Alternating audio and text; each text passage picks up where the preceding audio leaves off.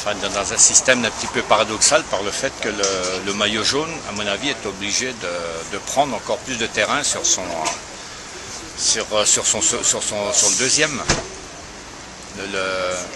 Contrairement à ce qu'on pourrait voir ou croire, le Challenger, c'est Schleck, c'est pas Contador. Je pense que Contador est capable, sur les 50 km de contre-la-montre, de reprendre au moins 2 minutes à Schleck.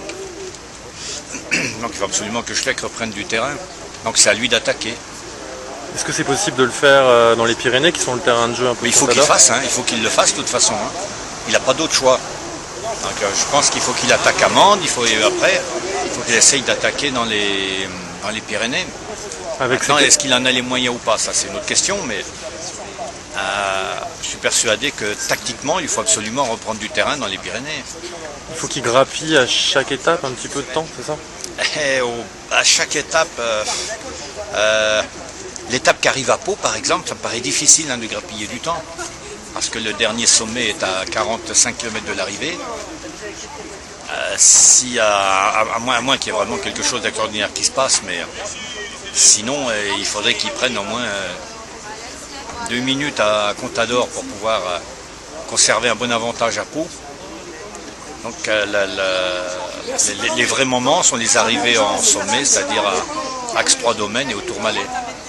Est-ce qu'avec le maillot jaune sur les épaules, il ne pourrait pas être plus motivé que jamais sur le contre-la-montre, le dernier? Si, c'est sûr, oui. Je pense que le maillot jaune, en fait, en plus le fait de partir derrière Contador, donc il sera bien renseigné par rapport au temps si ça reste en l'état. Mais il serait bien renseigné par rapport au temps de passage de Contador.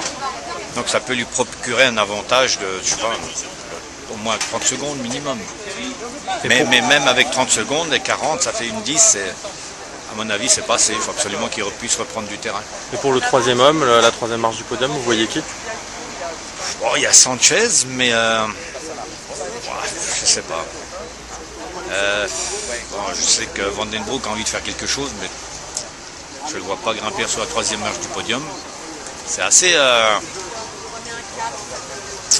refermé finalement pour la troisième marche, parce que il y a Menchov, Gesink aussi, qui vont bien sûr tenter quelque chose. Menchov, il est plus du genre à faire un coup, mais est-ce qu'il sera là les 3 étapes de suite des Pyrénées? Je sais pas, moi ça paraît plus difficile. Quoi. Cette année, bon, ça paraît un petit peu plus saignant que les autres années, un peu plus régulier. Mais il y a encore beaucoup d'inconnus. Il y a encore beaucoup d'inconnus. On connaît l'état de forme des coureurs maintenant, mais dans 4 ou 5 jours, il y aura une quinzaine de jours de course passés. La forme peut être différente. Il suffit souvent de comparer, enfin on voit même maintenant, parce qu'il n'y a plus de contre-la-montre en début de tour, mais dans le temps, on pouvait comparer entre le contre-la-montre de la première semaine et celui du samedi. La veille de l'arrivée, il y avait souvent des différences.